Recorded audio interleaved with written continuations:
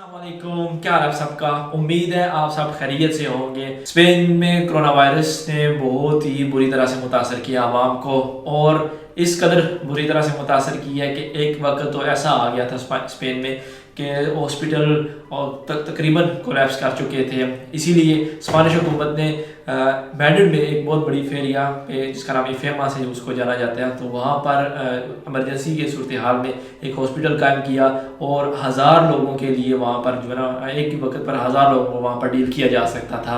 लेकिन उसके साथ साथ क्योंकि गवर्नमेंट को टेस्ट भी करने थे लोगों का, जिससे उनको इस चीज़ का इल्म हो सके कि स्पेन में कितने लोग हैं जो कोरोना वायरस से मुतासर हो चुके हैं, या जो लोग हॉस्पिटल में जाते थे वो उनका टेस्ट लेने के लिए। तो टेस्ट तो काफ़ी डिफरेंट तरीके से भी हो सकते हैं, लेकिन जो इत्माद वाला टेस्ट है उसका नाम PCR है। PCR जो टेस्ट है इसको करने के लिए डिफरेंट इंस्ट्रूमेंट्स की ज़रूरत होती है, लेकिन एक बेसिकली स्टिक होती है जहाँ पर इसको इसोपोस कहते हैं। तो इसोपो जो होता है वो एक स्टिक होती है, उसके आगे वाली साइड पे जो है वो रुई लगी होती है। तो ये जो रुई है इसको मरीज़ के मुंह के अंदर दाखिल किया जाता है। 5 सेकंड जो है ना इसको गोल दायरे में मूव किया जाता है, और फिर वो जो स्टिक है वो बाहर निकाल ली जाती है और नाक के अंदर दाखिल की जाती है। तब भी उनको सैंपल चाहिए वो मिल जाता है, और इस सैंपल के तहत फिर वो कर सकते हैं आया मरीज़ को कोरोना वायरस है या नहीं है।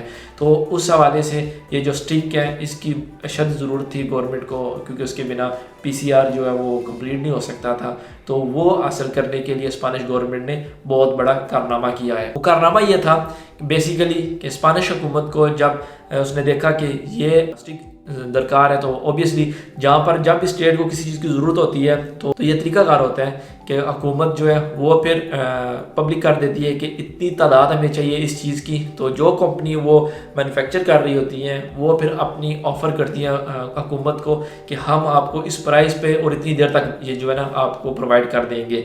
तो इसोपस जो गवर्नमेंट को इस वक्त दरकार थे वो 1 मिलियन इसोपस की ज़रूरत थी, और उसके लिए एक ही कंपनी थी जिन्होंने जो स्पेन में मौजूद थी जो कंपनी, उन्होंने उस कंपनी ने स्पेन को ऑफ़र की, और उसके साथ जो मुआहदा तय पाया वो 4 बिलियन यूरो से भी ज़्यादा है। ये ज़रूरी है कि 4 बिलियन यूरो हुकूमत देखे किस अंदाज से किस तरीके से उसको मैनेज कर रही है।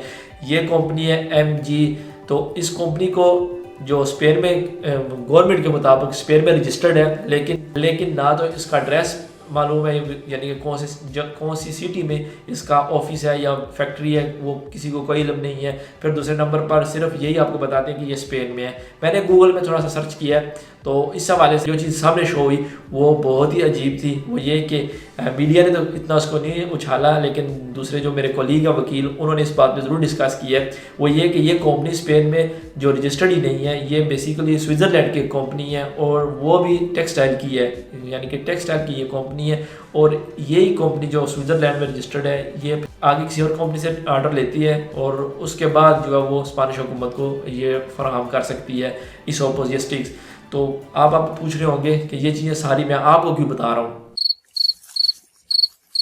बेसिकली इसलिए आपको बता रहा हूँ कि 4 बिलियन यूरो से ज़्यादा जब पैसा लगा दी जाए हुकूमत, बेशक काम तो लीगल होगा, कानूनी जो उसकी जो प्रोसेस है उन्होंने उसको फॉलो किया, लेकिन जिस तरीके से फॉलो किया वो दुरुस्त नहीं है। और दूसरे नंबर पे याद रखिए ये पब्लिक का पैसा है, और जिस वक्त स्पेन में इतने लोग बेरोज़गार हैं, तो अगर इतना मुश्किल से ये पैसा हासिल भी हो रहा है हुकूमत को, तो ये तरीक़ाकार नहीं है कि आप एक ऐसी कंपनी को दे रहे हैं जिसके हवाले से आपको डेटा ही नहीं मालूम। आप अच्छी तरह जानते होंगे कि स्पेन में आप बिलफर्ज कोई सब्सिडी लेनी हो तो वो भी आप जब अप्लाई करने जाते हैं तो सबसे पहले आपका नाम पूछा जाता है, आपका नीफ नंबर पूछा जाता है, आपका घर का एड्रेस उनको मालूम होना चाहिए।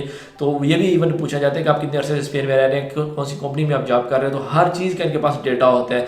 तो जिस मुल्क के पास हर चीज़ का डेटा हो वो जब 4 बिलियन से ज़्यादा यूरो जो है वो खर्च करने जाए तो वो फिर एक ऐसी कंपनी को दे दे जिसका इसको यही नहीं मालूम कि ये कंपनी जो है वो स्पेन में कहाँ पर रजिस्टर्ड है कहाँ पर नहीं है। मैंने जो रिसर्च किया उसके तहत तो संबोई का एक एड्रेस शो हो रहा था, लेकिन उसके अलावा फ़िलहाल तो ये उनकी जो अपनी वेबसाइट है वही कंप्लीट नहीं है। जो ये कंपनी की वेबसाइट है जो स्विट्ज़रलैंड में कंपनी है उसकी अपनी वेबसाइट ही मुकम्मल नहीं है। इससे आप अंदाज़ा ये लगा सकते हैं कि स्पेन ने जिस कंपनी को ये ठेका दिया है वो कंपनी किस हद तक जो है वो कर सकती है। 1 बिलियन जो इसोपस की ज़रूरत है वो किस हद तक जो है वो आवाम को प्रोवाइड करेगी। याद रखें ये जो स्टिक जिसकी ज़रूरत है स्पेनिश حکومت کو، یہ بیسیکلی عوام کے لیے اور ٹیسٹ کرنے کے لیے، اور میڈیکل انسٹرومنٹ جتنے بھی ہوتے ہیں وہ نازک سلسلہ ہوتا ہے تھوڑا سا وہاں پہ، تو اگر وہاں پر غفلت کی جائے تو عوام کی صحت کو نقصان پہنچایا جا سکتا ہے۔ پہلے بھی اسپینش حکومت جو وہ دھوکہ کھا چکی ہے۔ جب سٹارٹنگ میں کرونا وائرس آیا تھا تو اسپینش حکومت نے جب ان کو ٹیسٹ چاہیے تھے ٹیسٹ کرنے کے لیے، تو وہ بیسیکلی جس کمپنی سے انہوں نے رابطہ کیا تھا چائنا میں، وہ کمپنی فیک نکلی تھی، جعلی تھے، وہ ٹیسٹ بھی جعلی نکلے تھے، اور ملین کے حساب سے جو حکومت نے ان کو پیسہ بھی دے دیا تھا، وہ ابھی ریکوری نہیں ہو سکا۔ تو یہاں سے یہ بات تو ثابت ہوگی کہ اسپین میں جب یہ لاک ڈاؤن کی صورتحال ختم ہوگی تو میں آپ کو گارنٹی دے سکتا ہوں کہ حکومت کے خلاف جو ہے نا وہ کافی حد تک جو کیسز ہوں گے، کیونکہ جو مینجمنٹ کا جہاں تک تعلق ہے وہ بالکل ہی زیرو ہے، اور یہ ٹوٹلی سوشلسٹ پارٹی جو ہے اتنی مشکل سے حکومت میں آئی، تو اس نے اب یہ کارنامہ جو کر کے دکھا دیا عوام کو، اس سے ثابت ہی ہوتا ہے کہ یہ اہل نہیں ہے، جب کوئی ایمرجنسی آ جاتی ہے تو یہ اہل نہیں ہے۔ اگر امید ہے آپ کو یہ میری ویڈیو پسند آئی ہوگی۔ اللہ حافظ۔